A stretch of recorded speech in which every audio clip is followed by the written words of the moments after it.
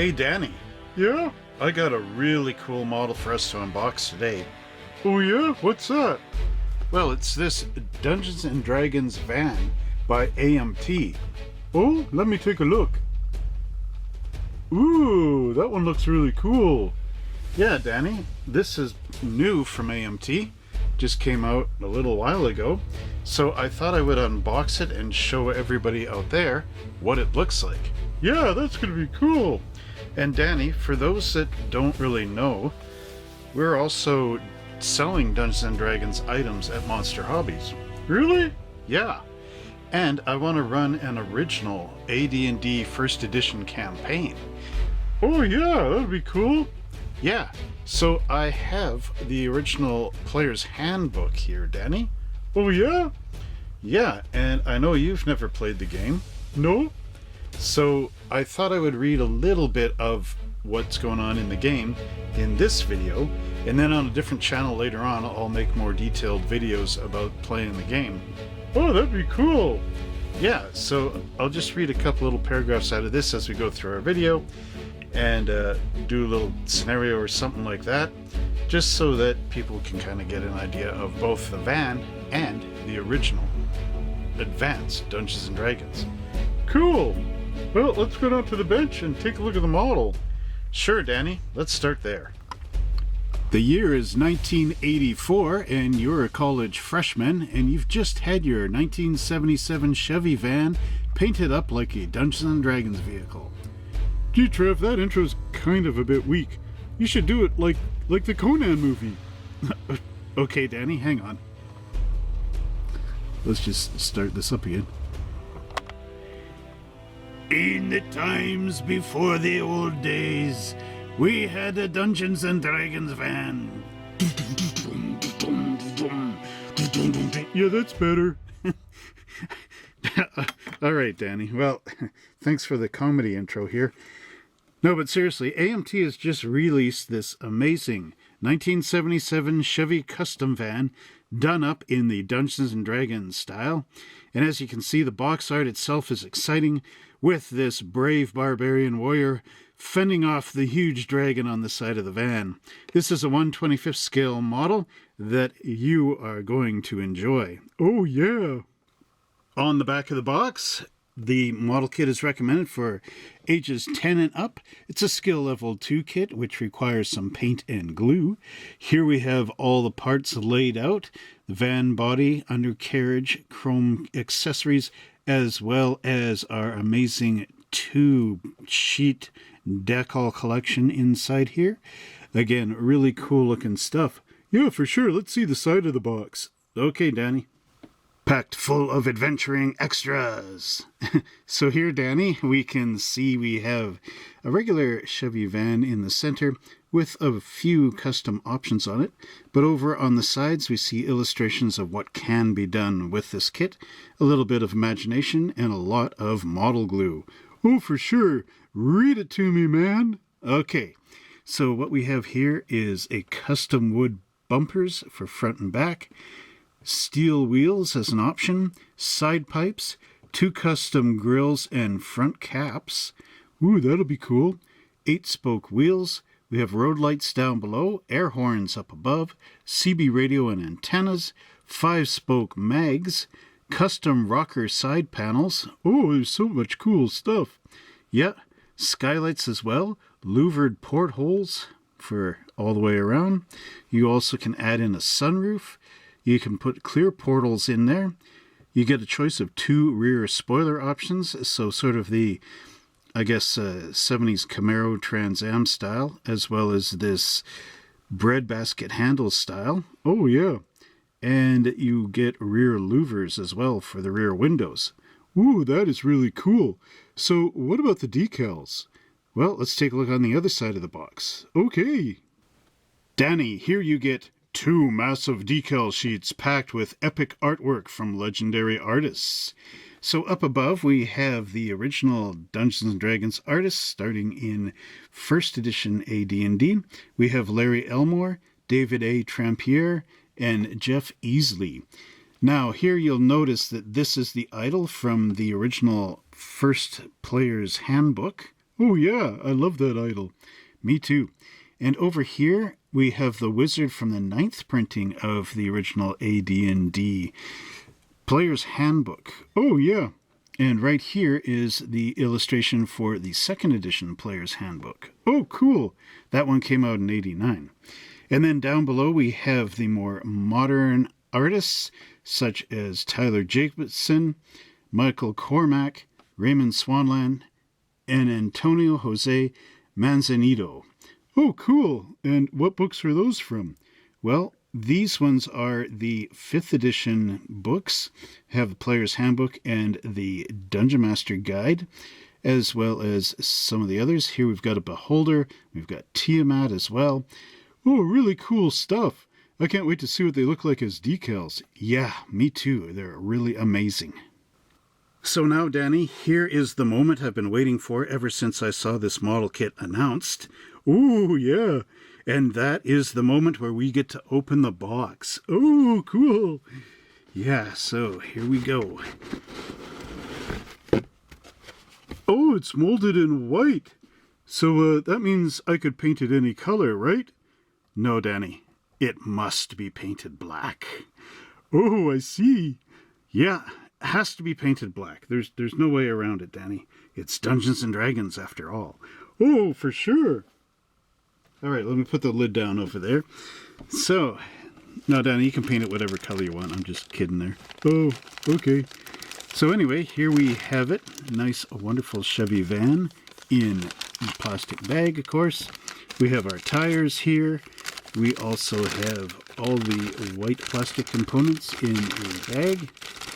Some cool stuff there. Really big rear axle there. Oh, yeah, for sure. Here we have our chrome parts tree with 2 chrome parts trees in there. One for the main hardware and then one for accessories. Let that fall over there. We have our decal sheet. One of them anyway. Oh look, it's gridded out so you could actually draw your dungeon on the back. Oh, that is really cool. And then we have our chassis down here. The floor pan at least. Oh yeah. There's our glass. Everything's slipping off on the side there. There's our clear glass. We also get amber and red, a little rear metal axle, and our windshield's over here, which is interesting. Oh yeah. Some cool stuff there. There's our 2nd decal sheet. Cool. Yep, more map paper in the back. Yeah, and then we have our instruction sheet. Oh, some cool things there.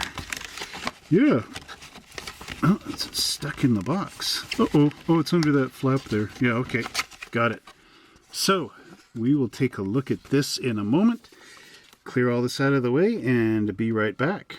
All right, Danny, so while we're setting up for taking a look at the van model, I thought I would bring out my Player's Handbook for Advanced Dungeons & Dragons by Gary Gygax and show you a little bit about what the game is about.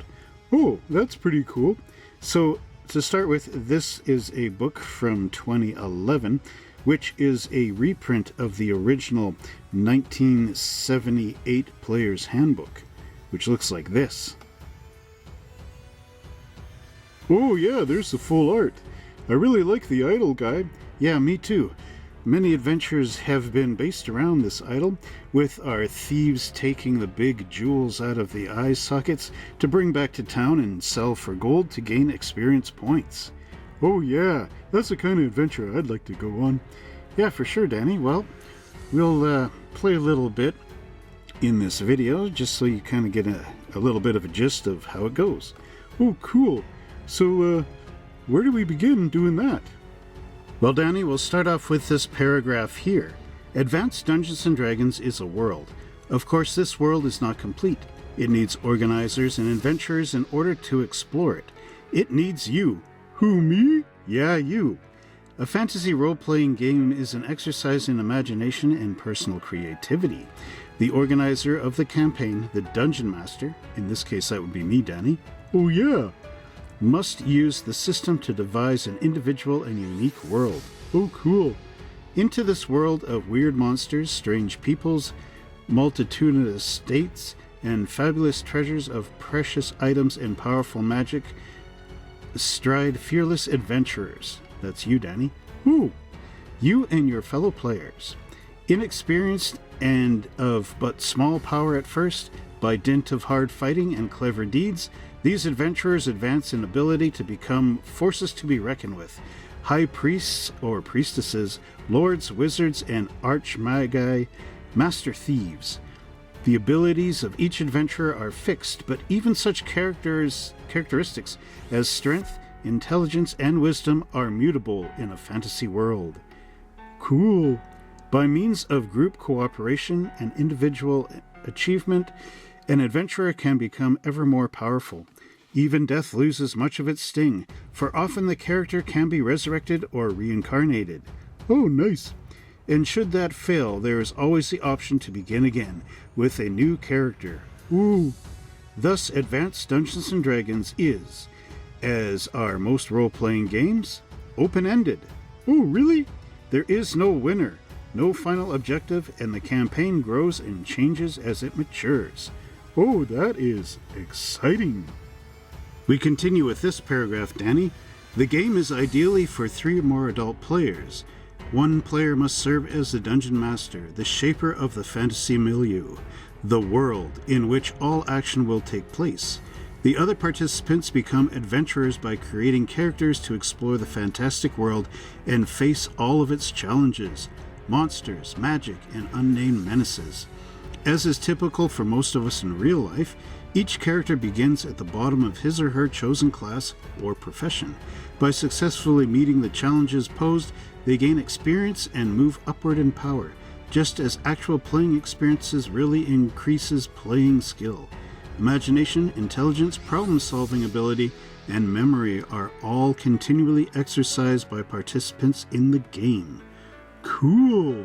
Skilled players always make a point of knowing what they are doing, i.e. they have an objective. Oh, that makes sense. They cooperate, particularly at lower levels or at higher ones when they must face some particularly stiff challenge, in order to gain their ends. Oh, Superior players will not fight everything they meet, for they realize that wit is as good a weapon as a sword or the spell. When weakened by wounds or nearly out of spells and vital equipment, the clever party will seek to leave the dungeons in order to rearm themselves. He who runs away lives to fight another day. oh, that makes a lot of sense. When faced with a difficult situation, skilled players will not attempt endless variations on the same theme. When they find the method of problem-solving fails to work, they begin to devise other possible solutions.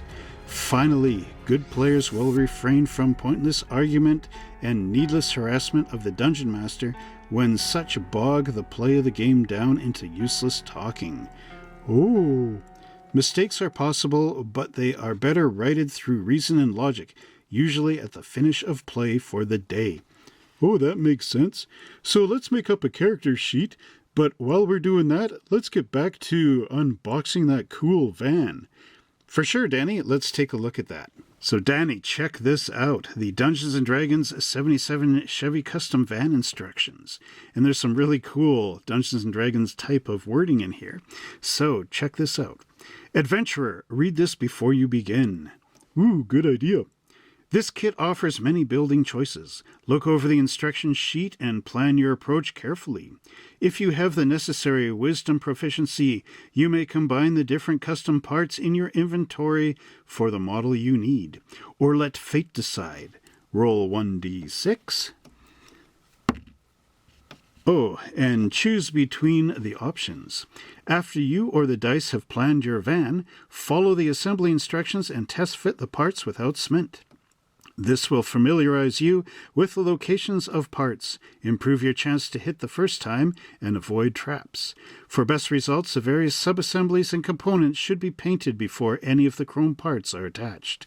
For example, when attaching non-chrome body accessories, it is best to cement them in place and paint the body as a unit. For protection during dungeon crawls, this model is molded from the finest quality high-impact styrene plastic. Avoid reducing its armor class and use only paint and cement made for styrene. Trim excess plastic from parts before joining. When attaching the chrome parts, scrape plating away from joining surfaces. Use just enough cement to join parts and be careful not to smear it on exposed surfaces, or you'll have to make a saving roll against poison. Built according to the instructions, you should conquer this kit with little trouble. Follow the numbers because the parts are numbered in order of assembly. Note C indicates chrome parts. Proceed, fair warrior, to victory! Dun dun dun dun dun dun dun dun dun dun dun dun dun. Oh, that was pretty exciting. Yeah, for sure, Danny. So down here we have a box which shows the paint colors, and you'll notice there's letters down here, and they correlate to the colors we're going to use. So like, for example, A is black, F is silver, S is brown, so on and so on. Oh, cool. So keep those in mind as we go through the following instructions. For sure. To begin our adventure, Danny, we're going to start with the engine block. And this looks to me like your regular Chevy 350 with an automatic possibly. Yeah, for sure. Well, we'll know for sure when we take a look at the plastic pieces. Yeah, that's right. So we have our right and left hand side engine block with transmission. We have the oil filter, the oil pan, and then our cylinder heads, right and left hand side, followed by the intake manifold. So you glue the cylinder heads, and while the glue is still fresh, you can put down your intake manifold and then push the heads up to meet the angle of the intake manifold. Cool suggestion. Then we have our carburetor going down, our distributor, and the coil. And it notes here, starter and coil do not have part numbers, so you just have to recognize the shape on the parts tree. Oh, I see. Then we have our valve covers, which are chrome, and our right and left hand exhaust manifolds. And there's one of the letters there, Danny. There's an I down there. Ew, an eye. Yeah, a letter I, not an actual, like, winking and blinking eye. Oh, thank goodness for that. Yeah, and then here we have an air cleaner for number 11. There's our starter that doesn't have a part number. And our front cover, again, chrome. Lots of chrome in this, so you can really dress up this motor. Oh, yeah. We got our water pump here. We've got our alternator, fan belt, and pulleys, as well as the fan, and then our oil filler tube to hole in the right valve cover. Oh, yeah. Yeah, why is it bent like that? Well, because you only get a small hood on these vans, and the engines are set way back. Oh, I see. And then here we have this big, long, extended radiator hose. Oh, you'd have to put that in with the tweezers. Yep. And that's number 19, Danny, so that looks like we got all the numbers on that. So now we can go on to the next part, the wheels. Ooh! Next on the adventure, Danny, you walk down a corridor in the dark and you see the wheels. No, not the wheels! Yeah, the wheels, Danny. So what we have here, we have some options. So we have stock front wheels, which have a short pin here, and we have some hubcaps. So these are like the little Chevy, cheap hubcaps, the dog dish ones. Oh, I like the dog dish ones because I can eat my dog food out of that. Yeah, you could. Anyway, moving on, Danny. We have the two front mag wheels. They also have the short pin. And we've got our tires here as well as our inner wheel rims. Oh, I see. So here it says to paint the stock wheels BC, body color, and then G for the mag wheels. So that's kind of cool. Yeah, G. It really is. All right, Danny, enough with the dad dog jokes. Okay. So anyway, here we have the rear tires, and again, the mag wheels or the option ones with the hubcaps, rear tire, and the inner wheel rims. Now these ones have the longer pin, and I assume that that's where the metal axle is going to go, but that is further in our quest. Ooh!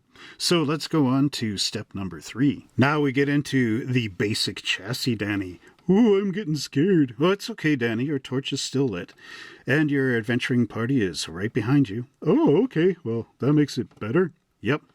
So we have a cross member, which goes into this frame. Fuel tank in the back. You might want to paint that steel. Oh, yeah. How many gold pieces would that take? Not that many, Danny. You actually need steel ingot. Oh, okay. And a good blacksmith to forge your fuel tank. Oh, I see. That might cost you the gold pieces. Yeah, well, that's what I meant. Okay. Anyway, getting on here, we have some left side braces for number 2. Side braces. And those would go into the little notches here. Buenos noches. Yeah, for sure, Danny. And now we have number 3 as a cross member. That's part 1. Or number 1 cross member. Should go into there. And then we have our transmission mount going on top. Here we have the right side brackets. There's supposed to be 2 of them, so I assume one's there and one's there. And then all of the frame glues down onto the floor pan down here. Frame to floor pan. Oh, I see. Next, we carry on with our chassis assembly, Danny. Woo! So we have the previous sub-assembly all put together. That was step number 3. And finding number 1, we have the exhaust system being dropped into place. And here you can see it's a single exhaust. So now it did show dual exhaust as an option, which is interesting that it doesn't show it in the instructions here. So there is a bit of this that you're going to have to figure out, Danny. Ooh, I see. But that's where you roll your 1d6 and decide, will this have side exhausts? On a 1, it's a failure. Well, I guess it's a single exhaust. Oh, well, is that how that's supposed to work? Yeah, well, that's what AMT is suggesting, but, I'm going to use my own judgment on building this. Oh, I see. Anyway, we have our right and left side rear springs, and then what happens? We got our 2-piece rear axle, number 3. That's a real big, thick, heavy-duty axle. And then we have our left shock absorber being glued on the back, and our right one on the front. Oh, that's kind of like the Ford Mustang arrangement for those shock absorbers. Yeah, it is kind of like that. So next up we have our front springs, and that goes into the spring engine mount, number 7, followed by 2 kingpins. It says do not cement, so you could have posable steering in the front. Ooh, that's neat. Note, may be cemented in a turning position. Oh, okay. So it's not fully posable, but you could actually drill a hole in here and in there on the ends of our tie rods and put a metal pin in the hole. So a hole here, a hole there for the metal pins, and then you can bend the pins over at the top, or even use little nails, so you got the head there. And then you could actually make this as posable steering. Oh, cool. Yep, that's a little trick. Don't tell anybody. I think they heard you, Trev. Oh, okay. Anyway, we have these idler arms as well, which attach to the tie rod, and then the tie rod itself, of course. And wait, I lost the numbering system here. So before we get into that, you have your lower suspension arms and shock absorbers on top of those. So all this section sandwiches together with the kingpins in these holes here and hitting the hole up there. Then our tie rod, then your choice of putting the pins in. That's a little extra. Oh, and you also have the idler arm, which glues to the frame. Oh, I see. Now in step 5, Danny, we get to the final chassis assembly. So we're almost out of this part of the build. Ooh, cool. Just like being close to the end of a room in a dungeon. Yeah, for sure. Or a long hallway. Yeah, it is kind of a long hallway, isn't it? Yeah. Anyway, so let's find number 1. So we've got the midship bearing, which will glue into the holes back here. Oh, I see. And then our rear drive shaft, which will slip into the back of the rear axle. Now, I kind of suggest like doing this with maybe first align the shaft in the hole and then match it up to the midship bearing and then glue the midship bearing down. Because I think if you do this first, you might not be able to get the ends of the drive shaft into the holes. Oh, I see. It's a good idea. So next, we have a trailer ball hitch in the back and the trailer hitch itself. So those two glue together and then drop here. And it says, note, do not use with step rear bumper. So plan that out first, roll your dice or choose it yourself. Here's that metal axle, so I was right. And we've got our assembled wheels as well. Rear wheels of your choice, not mine, Danny. Maybe not even the dice. So we also have our stub axles, and that's going into the front backing plates, and then our front wheels of your choice. Now, interesting, there should be a pin. Maybe this part just pushes into the hole. We'll take a look in our plastic parts later. For sure. So where's number 9? Oh, right there, sorry. Number 10, the front drive shaft to the transmission. See above. Parts 2 and 3, universal joints. Part 93, firewall. Okay, that's interesting. Anyway, so 10, then we get down to 11. We put our assembled engine into place. All right, so here, you could glue this one in and then align the engine and connect the back of the transmission with the pin. Oh, I see. And then our firewall would go in.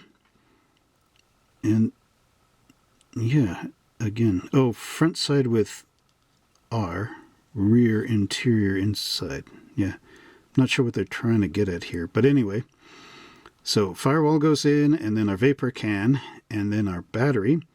And then we've got our radiator for both front and back pieces.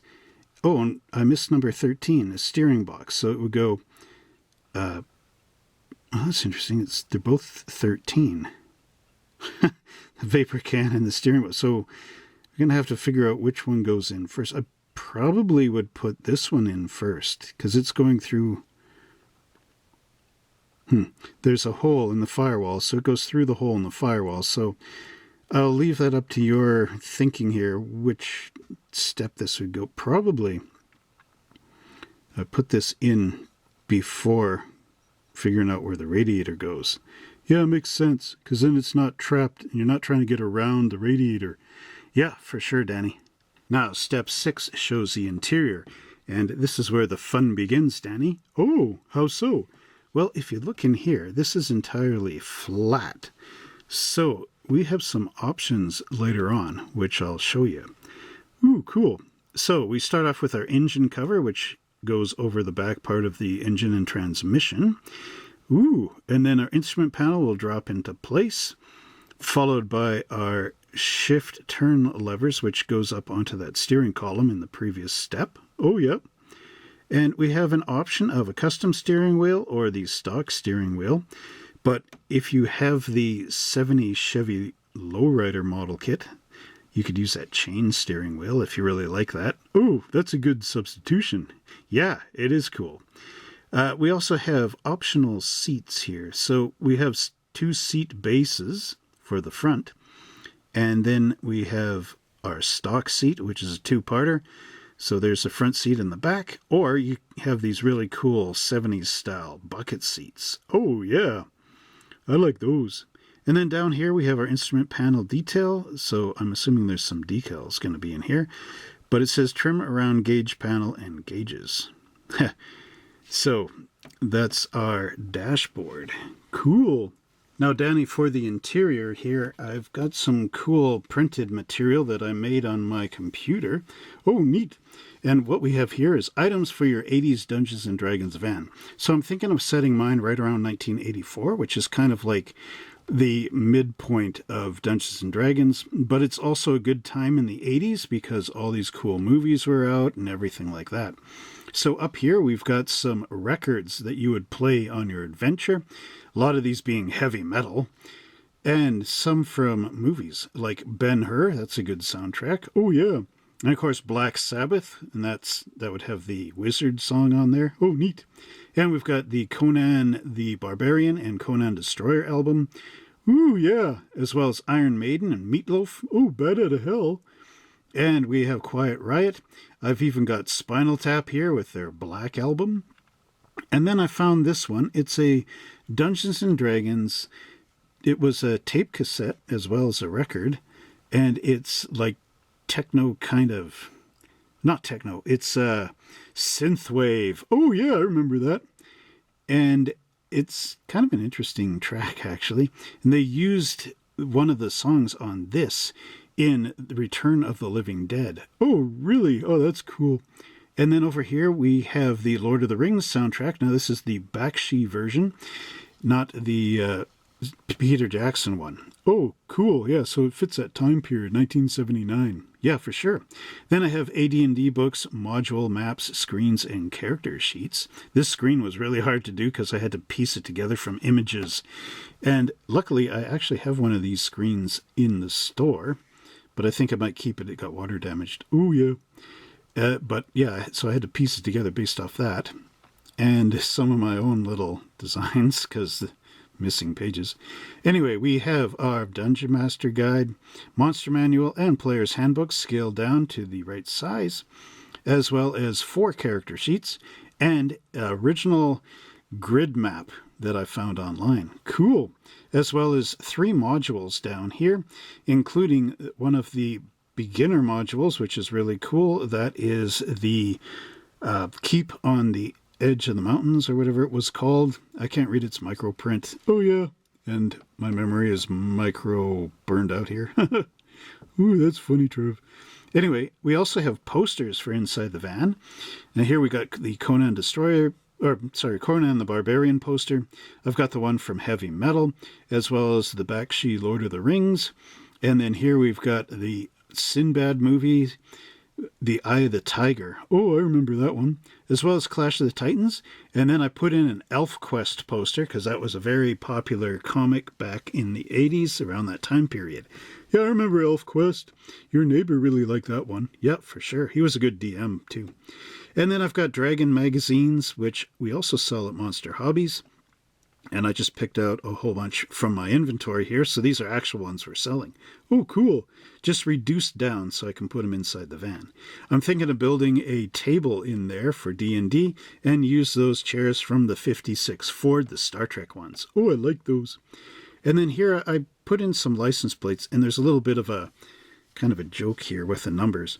So this is an Alberta plate ADD, so Advanced Dungeons & Dragons, 979. Now, if there was 4 numbers allowed, this would say 1979. So that's a little joke part. I've got a British Columbia one that's 980, 1980, and another one 984, 1984. And then I've got an Alberta plate here. Oh, that looks too modern. Yeah, but actually, Danny, this was the year that this plate came out for Alberta, which is 84. Oh, neat. So BC was still in a sort of a past, an old style license plate, but Alberta, it modernized. Oh, cool. So, of course, it's reverse, 984 ADD. Oh, I see. And then I got them slightly smaller here in case they're smaller on the van bumper. Oh, cool. Yeah, that's a really good sheet, Trev.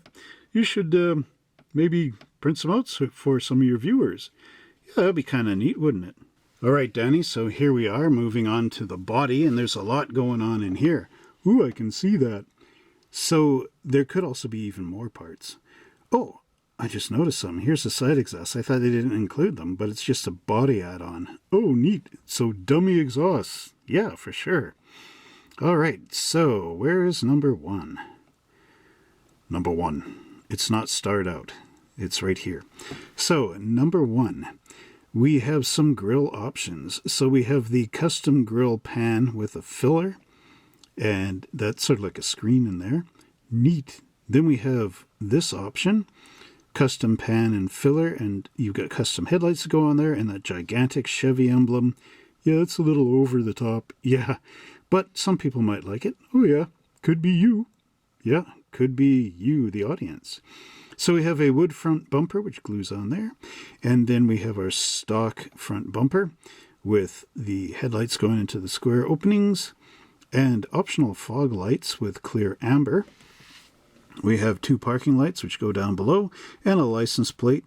And as another option, you've got your road lights and road light lenses. Oh, yeah, lots of glass going on in here. And what else do we have? Well, getting into number 2, we've got our clear windshield down here, and our mirror being glued in place. This just floats in outer space until the body drops on. No, come on, Trev, that's not right. Yeah, no, you would glue it inside here, of course. And you've got your 2 door windows, to glue on. It's got the pillar in there, so you could chrome that and then glue it in later. Use your bare metal foil on that. Yeah, that's an easy use there. So I kind of went off the number system here, so we'll just go around. We got our body to chassis going down here. We have the side mirrors with the little bottom stand plus the bent part up above, hooks onto our mirror. We have the side panels. So these are options. Side panels, which are chrome, go all the way to the back. Or you got your side exhausts, which you can glue on underneath. Or these dummy mufflers, which go glue on. And they also have the two-piece manifolds, glue on the back here. We have antennas. Now, some of these are for like a CB radio, so you can glue them on anywhere. 2 rear side lights, red ones. And you got your optional roof spoilers. You got your Trans Am style here, as well as your handlebar one. And then you've got 2 skylights, which you can glue in. And it says, note, decals may be added under skylights before attaching parts. Ooh, that's cool. Yeah, I have to see what those are. We've got our air horns here with the 2 pieces, as well as separate molded windshield wipers. And you have the option of cutting in the sunroof here and gluing it in from inside the body. Whoa, there's a lot going on. Yeah, and what I want to do is I want to put a wargaming table in here for playing Dungeons & Dragons, use the screens and everything. And if that doesn't really work, I can also build a table and have it outside the van, sort of like the guys are playing outside. Ooh, neat. That brings us to the back of the instruction sheet, Danny. And here we've got the rear going together. So you can glue on these louvered rear windows. You don't even have to cut the back out to add in glass. Oh, that's nice. We got our 2-piece spare tire cover, which glue up over here, and the license plate would go in the back. We've got our wood rear bumper, as well as the option of our chrome rear bumper. We got our 2 taillights gluing in the back, and then here is a porthole window option. You can either go with the clear dome bubble ones or the louvered ones. Might be interesting to drill a hole in there. I don't know. But it says, note, rear doors may be trimmed out of body and hinged with cloth tape. That's an old way of doing things. Oh, yeah. But it would make it look kind of cool. You could also just glue them in place, wide open. However, keep in mind that the louvers and the spare tire cover might interfere with a decal you want to put in the back. Oh, yeah. So plan that out first. Maybe roll your dice and see. I rolled a 3 there, Danny, so hopefully that means something. Yeah, I don't know. I don't understand that. Yeah, me either. But it's not a 1, so I didn't fail. Well, that's good. Okay, so we'll just slip the decal sheet, or the instruction sheet up here, and look at our decal placement. So you'll see this dotted line on the, let's see, left-hand side, we have the retro van.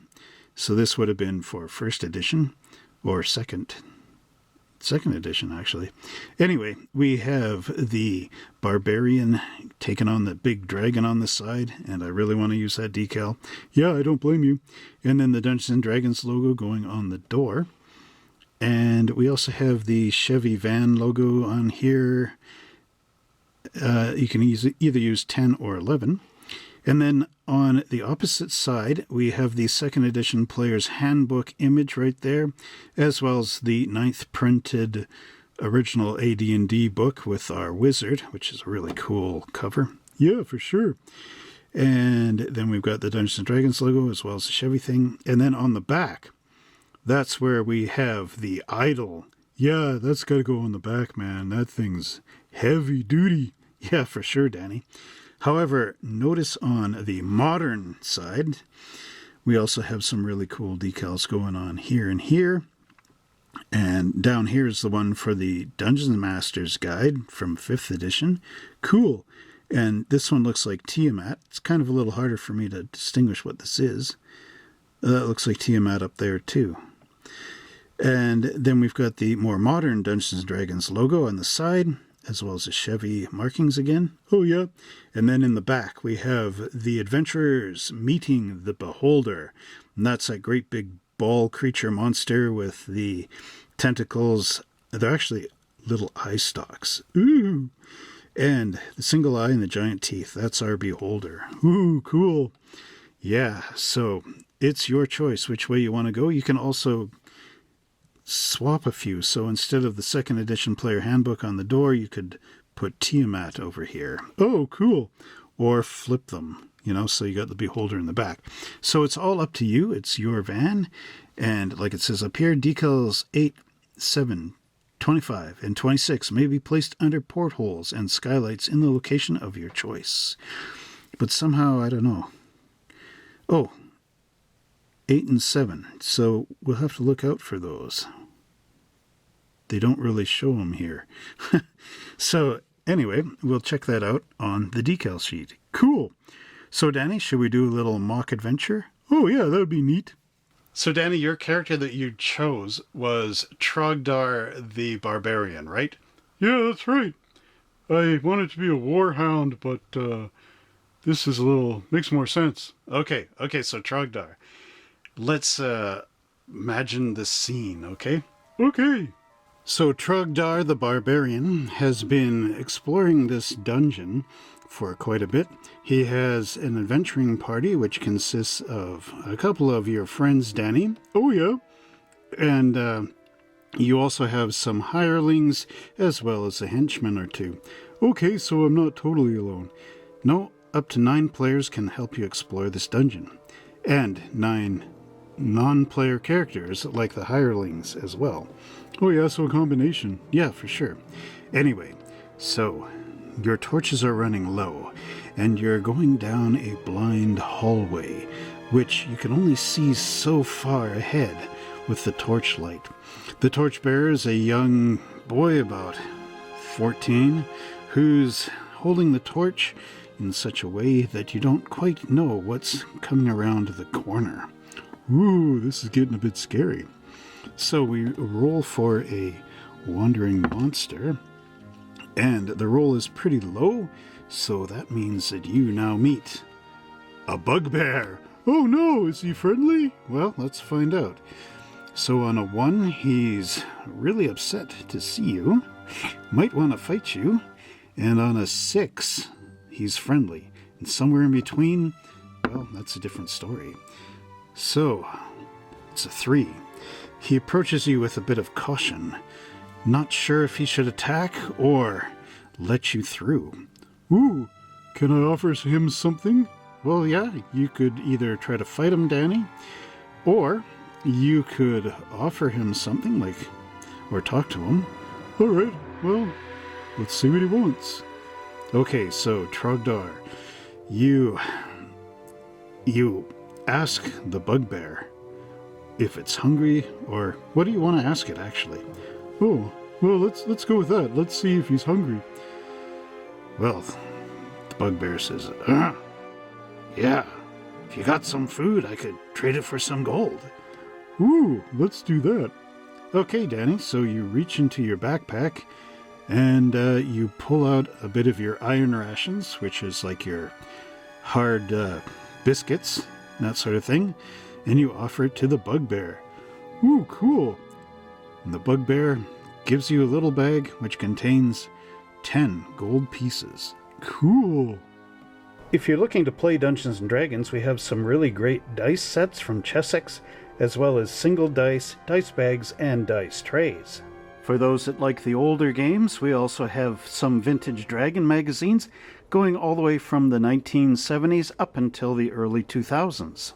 You'll also find a great collection of bagged miniature figures from the Golden Age, going back to 1975, as well as the infamous, famous dragon from the Dragonlance series. We have the Red Dragon of Kirin. And for those of you looking for the books, we have the first edition Dungeon Master Guide, Player's Handbook, Monster Manual, Unearthed Arcana, second edition Player's Handbook, as well as some fourth edition, and the most recent here on the end. That would be the Dungeons & Dragons Starter Set for 5.5, Player's Handbook, and Dungeon Master Guide. We can also order in a bunch of stuff for the latest set if you need it. So Danny, getting back to the unboxing video, which I think most people actually came here for, not us playing D&D. Oh, yeah. We have our Chevy van body, and this looks pretty decent. There is a bit of flash up along here. following the seam line, which seems to run from the front, goes up here and comes across the roof and then drops down the side of the van over here. Oh, yeah. But looking at the side, we've got these wonderful sliding doors. They don't really slide, but it's set up like that. Yeah, I know what you mean. There's a bit of rough bits underneath, which will need to be cross-sanded and cleaned up. You do have the raised letter Chevy 350 logo right here, but you could also sand that off. Does it say 350? No, Chevy Van 30 is what it says on there. Oh, good thing you took your glasses off to see that. Yeah, I wouldn't be able to otherwise. We have our hood vents here, as well as windshield wipers. And yeah, you can see how short that hood is. That's why you need the back portion to come off behind the dashboard so you can work on the engine. Oh, yeah, right in the van. Yep. Over on this side, we don't have a sliding door, but that's where we put on the big decal right there.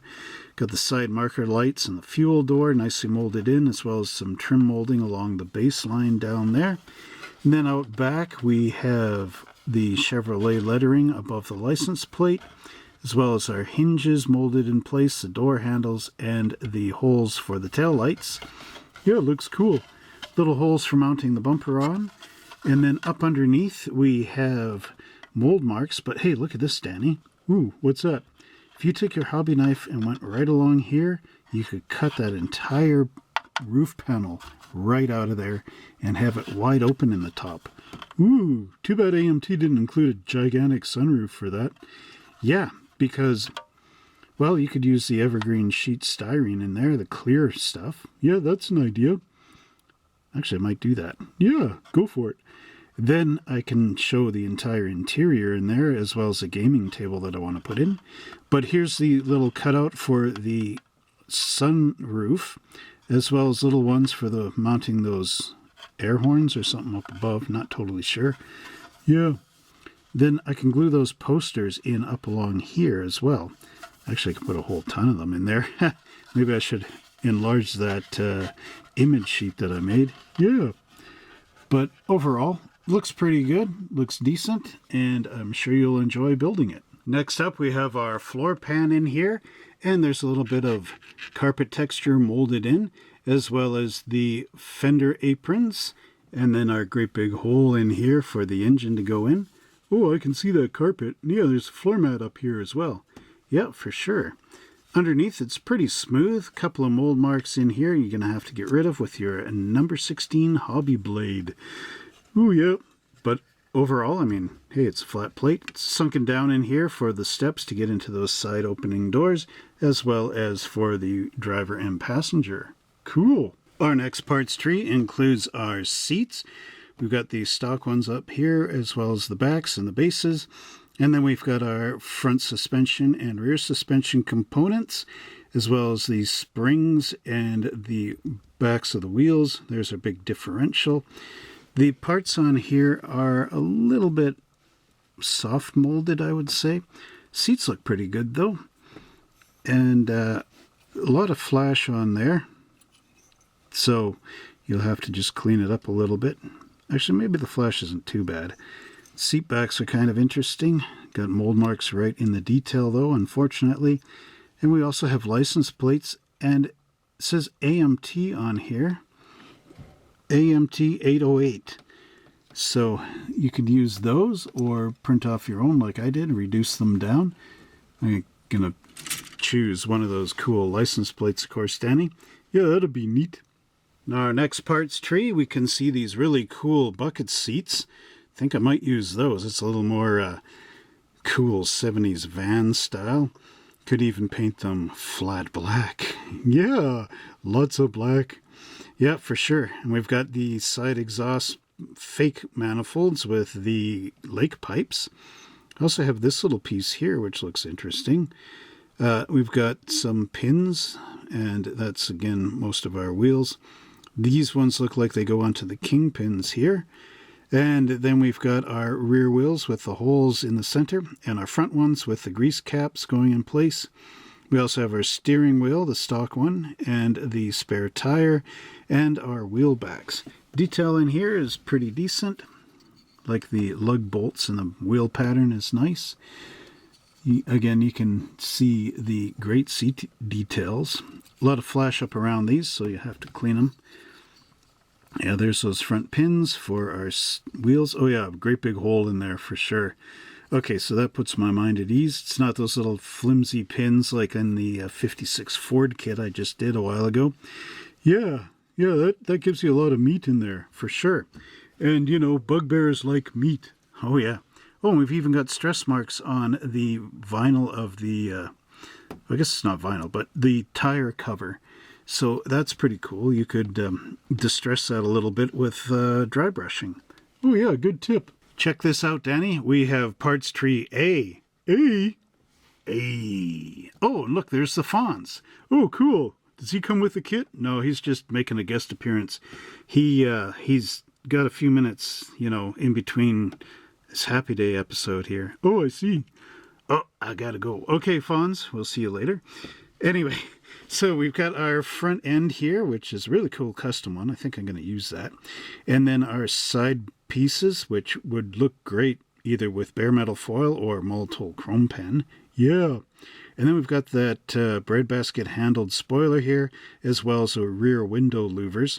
I'm hoping to use these. We'll see where that decal... No, can't. You cover the idle. Yeah, don't cover the idle, man. You got to have the idle. Yeah, for sure. And I got the CB radio, and that's your typical 77 van. But take a look at that front end. That's neat. Yeah.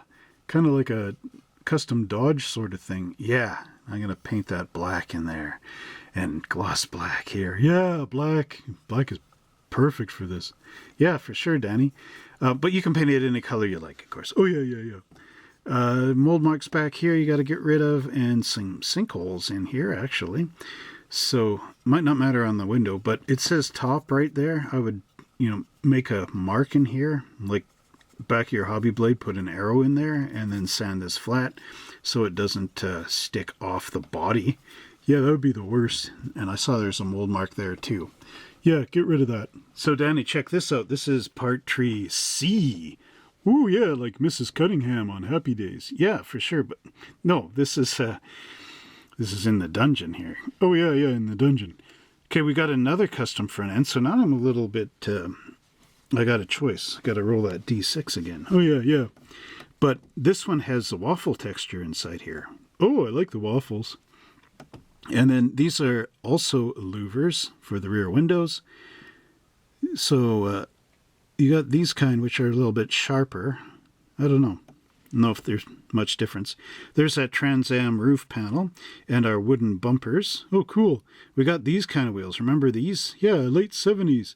Got a second CB radio here. So you got your choice of CB radios, apparently. These look like axle spring riser blocks. Oh, yeah. Rear axle. Yeah, for sure. So what's the difference of these louvers? Top. Oh, yeah, I remember. Some go on the back door. Oh, yeah, of course. So anyway, yeah, there's our grill and everything. Looks pretty decent. Rear wheels look good. Deep dish. Yeah. Deep dish like a McCain's pizza. Yeah, for sure. Anyway, there's parts tree C. I did not see a parts tree B. Yeah, neither did I, so I don't really know what the reasoning is with the letters. Might be a carryover from something old. Yeah, it could be. Anyway, here we have a hood. So you could cut the hood out of that van and then have an opening one if you want. Oh, that's awesome. There's our firewall, some wheel backs, and our exhaust split with the engine for single exhaust. And then we've got our dashboard in here. Oh, cool. The flashboard. Yeah, there's a bit of flash around it. Got the gauges and all that. But overall, it's not too bad. Underneath, no texture under the hood, but there are floor mats molded in place behind the firewall. Oh, cool. Lots of detail. Yeah, for sure. This parts tree includes our Chevy 350 small block, as well as a transmission, which is an automatic. Oh, yeah, you were right on that one. Yeah, for sure. And we have our drive shafts here, our battery, our distributor, starter, fan belts and pulleys, as well as the water pump and our coil. We've got our intake manifold, our oil pan, right and left hand side cylinder heads, as well as the exhausts, and a lot of the under hood suspension components. And we have our steering column here, as well as the radiator hose. Cool. Now, bringing this up, you can see some nice detail on the transmission. Up underneath, there are some pins for setting this together on your engine, as well as some mold marks. So you got to differentiate between the two, Danny, and get rid of the mold marks. Make sure this all fits together nice. Will do. Here we have our frame, and you can see the fuel cell in the back here. Easy to paint. Yeah. And there's a lot of sink marks on the sides of the frame rails, so if you really want to true them up, you could use your Tamiya putty and cross sand, get that nice and flat. And there we've got our trailer hitch in there, as well as the side supports, which would be going into these notches. Yeah, the Buenos notches. Yep, for sure. These get removed, but overall frame is not too bad. You see there's some sink marks there and there, and on this side there's quite a bit. Oh yeah, I can see a big long ripple right in here. Yeah, for sure, Danny. But overall, not bad. Remove this area. Get rid of your mold marks. Also, wash these plastic bits with some mild soapy water to get rid of any mold release agents, because those could mess up your paint job. Oh yeah, a little bit of oil on there will always wreck it. Yep, for sure. Here's our last piece from the white parts trees, Danny. And you can see our upper A-arms. Oh, those are really huge. Yeah, actually they are for the van. And we've got our wheel backs. We've got the two-piece radiator with a fan shroud. Yep, so you don't hurt your fingers on the fan. Yep, for sure. Got our cross members in here. Got this panel. We'll turn it over, take a look at what that is. And then we've got the engine transmission cover. Oh, yeah. So what is that panel, actually? Not too sure, but it is got a bit of a bend in here. I can't remember seeing where that went. Yeah, me either. Anyway, a couple of mold marks underneath. Get rid of them. Get rid of them.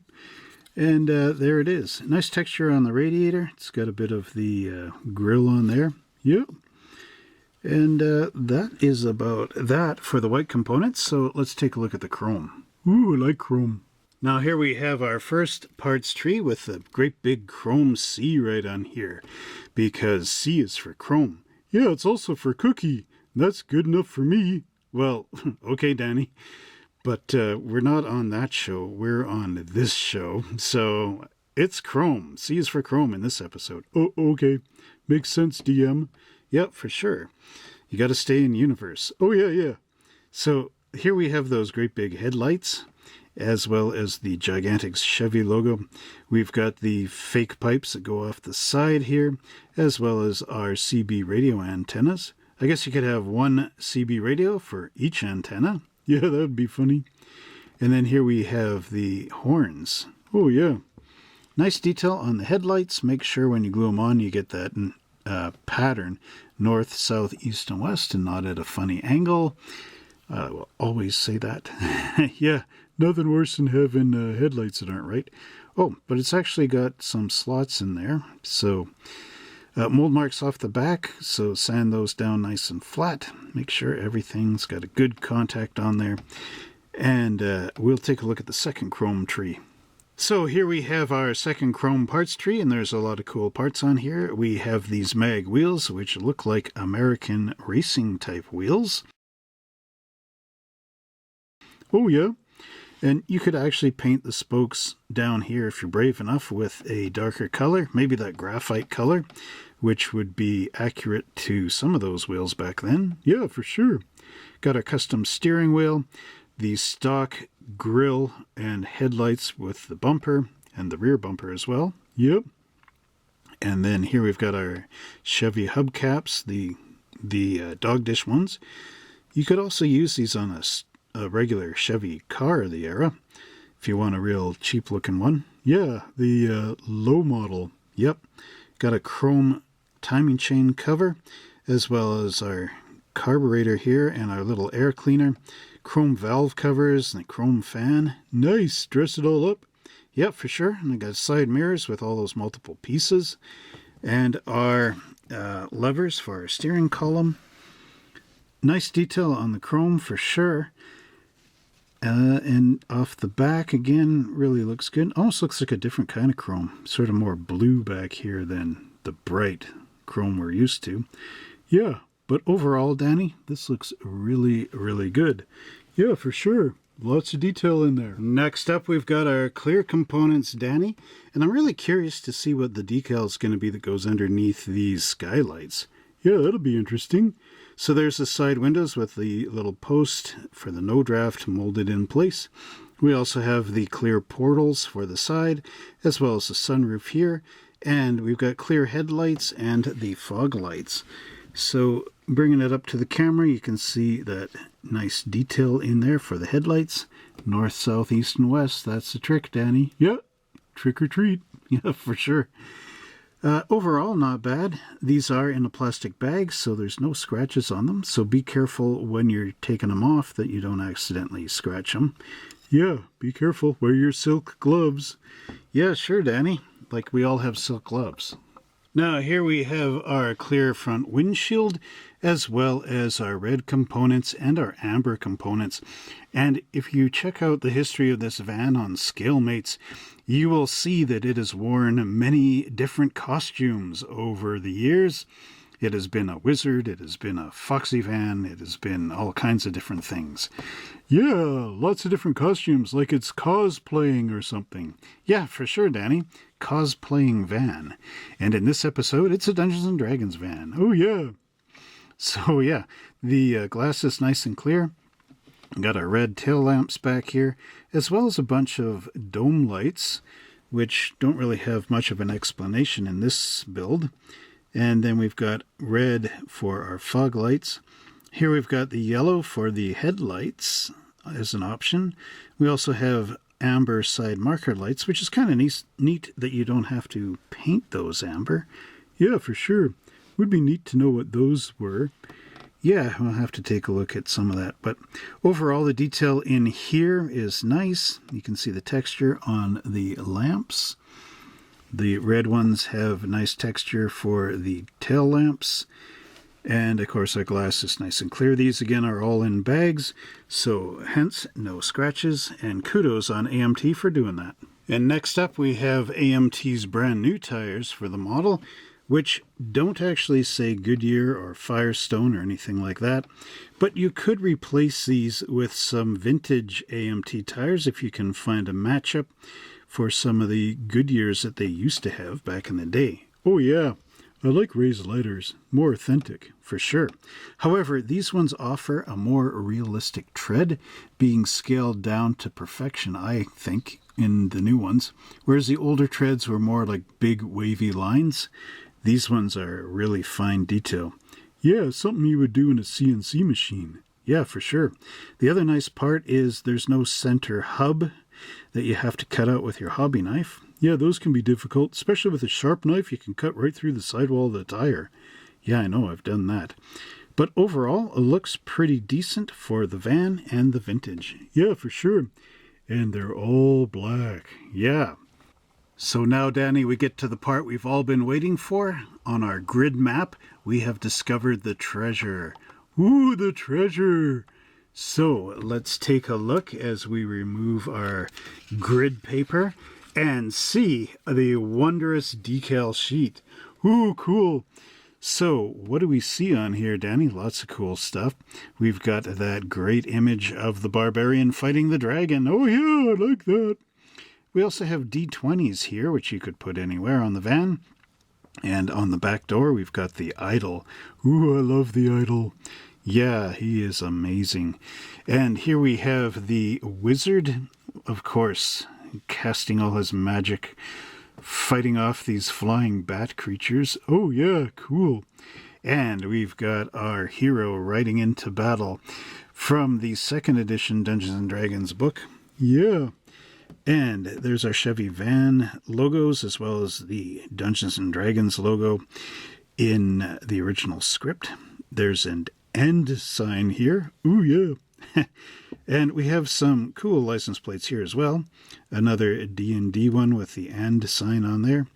And Blackmore license plate, which is one of the campaign worlds. Cool. and Nat 20, Natural 20. So there it is there. More Chevy logos. We've got our choice of instrument panels. Neat. I think this is the radio here. Not totally sure. Dungeons & Dragons writing script on the sides. And look at this. So this is what goes under the skylight. It's the actual magic blast here from the wizard's hands. Oh, that's neat. And then for the circle portals, these are actual like braziers with fire in them. Oh, I really like that. Yeah, I'm going to bring this up to the camera a bit more here. There's those braziers and the spell blast from the wizard. That is so cool. Yeah, and there's our warrior riding in on the horse, as well as the wizard. The wizard. There's your Black Sabbath song. Yeah, for sure. And the dragon, and then D20s, and there's the idol. You have to put that on the back, Trev. Yeah, I will, Danny. So let's take a look at our second treasure chest. Ooh. Here we have the second layer of our treasure. Oh, neat. So this was in the bottom of the chest. Yeah. But unfortunately, Danny, this was stuck in the middle of the model. I don't know why they did that. They should have put it on the bottom because it's actually put bends into the decal sheet. Oh, that's not good. So here we've got our little hero fighting this giant. And we've got a version of Tiamat up here, the multi-headed dragon. And on the back door, we would have the Beholder. And here we have the Lich Lord. And another version of Tiamat for the side door. Ooh, that's cool. Also looks like it could kind of go on the back door as well. Here we have the more modern Dungeons & Dragons logo. And under these portals, we have this blast, which is the Beholder's magic going off, as well as for the portal windows. Oh, that's cool. It would kind of be neat to build a more modern version. Yeah, for sure. Got another and sign. This is more gold. Silver, not gold. And then red Dungeons & Dragons. So again, something cool to paint on your black van. Oh, yeah. Trevor, are you serious about painting it black, though? Like, everybody's going to paint theirs black. Oh, yeah, Danny, but you know, once you paint your model black, there's no going back. I don't think I'm going to go there on a comment on that one. Okay, yeah, Danny. Maybe that's a bit much. But here again, we have the and sign. Now, we've got one that says Dungeon Master. Oh, that would be perfect for you. Yeah, D&D. It says roll to hit down here. That's cool. Here we've got Tim DM, and it says Sigil up here, and City of Doors, looks like. City of Doors, that's interesting. And here we have Avernus, I think it says. But right there it says Tiamat, and that again is a dragon. Yeah, cool. It says First of 9. Ooh, that's really some neat lore on those little license plates. Yeah, for sure, Danny. So if you actually have a second Chevy van, you can use these decals on it and use some of the parts that you might not use on the other one. Oh, yeah, like the little side portal windows and the top ones for the skylights. Yeah, for sure, Danny. So, Danny, remember that superior play makes a game more enjoyable for all participants, DM and players alike. It allows more actual playing time. It makes play more interesting. The DM will have to respond to superior play by extending himself or herself to pose bigger and better problems for the party to solve. This, in turn, means more enjoyment for the players. Successful play means long-lived characters who will steadily, if not rapidly, gain levels. You will find that such characters become like old friends. They become almost real. Characters with stories related about their exploits, be they cleverly wrought gains or narrow escapes, bring a sense of pride and accomplishment to their players, and each new success adds to the luster and fame thus engendered. The DM will likewise revel in telling of such exploits, just as surely as he or she will not enjoy stories which constantly relate the poor play of his or her group. Some characters will meet their doom. Some will eventually retire in favor of a new character of a different class and or alignment. But playing well is a reward unto itself. and old characters are often remembered with fondness and pride as well. If you believe that Advanced Dungeons & Dragons is a game worth playing, you will certainly find it doubly so if you play well. Yeah, for sure, and I had a really fun game. Well, I hope you enjoyed our look at the AMT Dungeons & Dragons 1977 Chevrolet van. Yeah, that was cool.